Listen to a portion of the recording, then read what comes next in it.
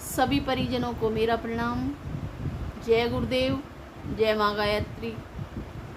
आज स्वाध्याय करते हैं नवयुग का मत्स्य अवतार, तुच्छ को महान बनाने वाली दिव्य सत्ता, तीव्र विस्तार, चेतना का स्वभाव। ब्रह्मा जी प्रातःकाल संध्या वंदन के लिए बैठे, चुल्लू में आचमन के लिए पानी लिया। उसमें एक छोटा सा कीड़ा विचरते देखा। ब्रह्मा जी ने सहज उदारतावश उसे जल भरे कमंडल में छोड़ दिया और अपने क्रिया करते हुए लग गए। थोड़े ही समय में वे कीड़ा बढ़कर इतना बड़ा हो गया कि सारा कमंडल ही उसी में भर गया। अब उसे अन्यत्र भेजना आवश्यक हो गया। उसे समीपवर्ती तालाब में छोड़ा गया। देखा गया कि वह तालाब भी उस छोटे से कीड़े के विस्तार से भर गया। इतनी तेज प्रगति और विस्तार को देखकर वे स्वयं आश्चर्यचकित हुए और एक दो बार इधर उधर उठक पटक करने के बाद में उसे समुद्र में पहुंचाए। आश्चर्य ये कि संसार भर का जल थल क्षेत्र उसी छोटे कीड़े के रूप में उत्पन्न हुई मछली ने घेर लिया। इतना विस्तार आश्चर्यजनक, अभूतपूर्व, समझ में न आने योग्य था। जीवधारियों की कुछ सीमाएं, मर्यादाएं होती है, वे उसी के अनुरूप गति पकड़ते हैं, पर यहाँ तो सब कुछ अनुपम था। ब्रह्मा जी जिनने उस मछली की जीवन रक्षा और सहायता की थी, आश्चर्यचकित रह गए। बुद्धि के काम न देने पर वे उस महामत्स्य से पूछ ही बैठे कि ये सब क्या हो रहा है। मत्स्य अवतार ने कहा, मैं जीवधारी दिखता भर हूँ, वस्तुतः पर ब्रह्म हूँ। इस अनगढ़ संसार को जब भी सुव्यवस्थित करना होता है तो उस सुविस्तृत कार्य को संपन्न करने के लिए अपनी सत्ता को नियोजित करता हूँ, तभी अवतार प्रयोजन की सिद्धि बन पड़ती है। ब्रह्मा जी और महामत्स्य आपस में वार्तालाप करते रहे।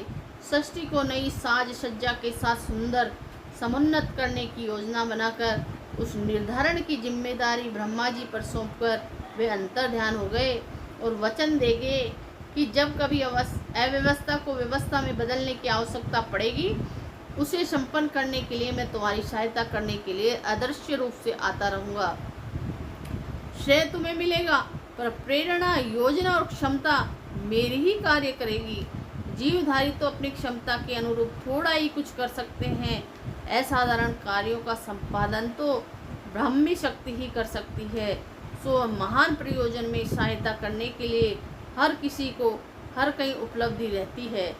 इन्हीं रहस्यमय तथ्यों से तुम्हें तथा अन्य वंशियों को अवगत कराने के लिए मैंने अद्भुत विस्तार करके समझाने का प्रयास किया है कि महान प्रयोजन यदि देवी प्रेरणा से संपन्न किए गए हैं और कर्ता ने अपनी प्रामाणिकता प्रतिभा को अक्षुण्ण रखा है तो असंभव भी संभव होकर रहता है।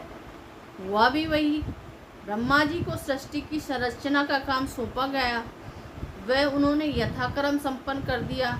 अगला चरण ये था कि मनुष्य स्तर के सर्वोच्च प्राणियों में से जो उपयुक्त हों उन्हें दिव्य चेतना से, दूरदर्शी विवेक से, प्रज्ञा और मेधा से सुसज्जित किया जाए ताकि वे अपने साथ ही असंख्य अन्यों को भी समुन्नत सुसंस्कृत बना सके। इसके लिए वेद ज्ञान दिव्य लोक से अवतरित हुए। ब्रह्मा जी की लेखनी ने उसे लेखबद्ध किया। देव मानवों ने उसे पढ़ा, समझा और अपनाया।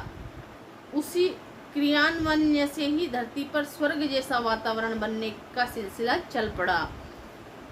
लघु से महान, तुच्छ से विशाल होने में अचंभे जैसा व्यक्तिक्रम तो मालूम होता है, पर जिस प्रयोजन के पीछे देवी सत्ता की इच्छा और योजना काम करती है उसके द्रुतगामी विस्तार में कोई शंका नहीं रह जाती है।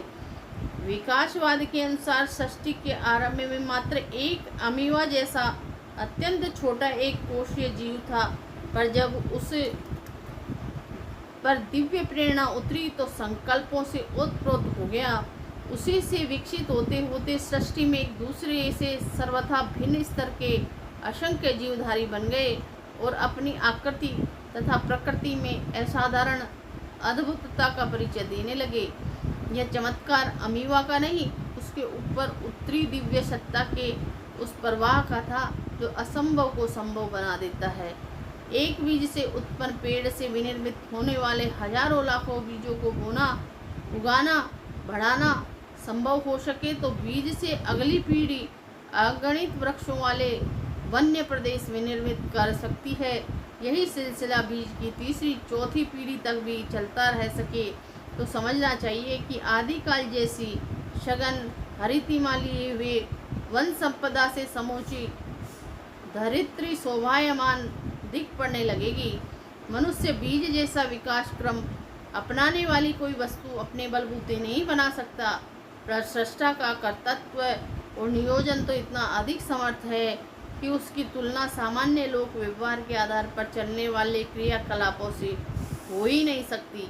बादलों के बरसने, बसंत के पुष्प पल्लों से सुसज्जित होने की प्रक्रिया मनुष्य अपने बलबूते नहीं कर सकता। ऋतुओं का क्रमबद्ध परिवर्तन भी मनुष्य अपनी इच्छानुसार नहीं कर सकता, किंतु उस दिव्य सत्ता के लिए यह सहज ही संभव है जो एको अहम बहुश्यामय के संकल्प मात्र से समूची प्रकृति संपदा को दिव्य विभूतियों से भरकर विनिर्मित, सुसज्जित और गतिशील बना देता है। हर एक युग के संधि काल में उस दिव्य सत्ता ने अपने स्थिर प्रतिक्रिया के अनेक उदाहरण प्रस्तुत किए हैं। आज के लिए इतना ही, आगे का प्रसंग कल जानेंगे। जय गुरुदेव, जय माँ गायत्री।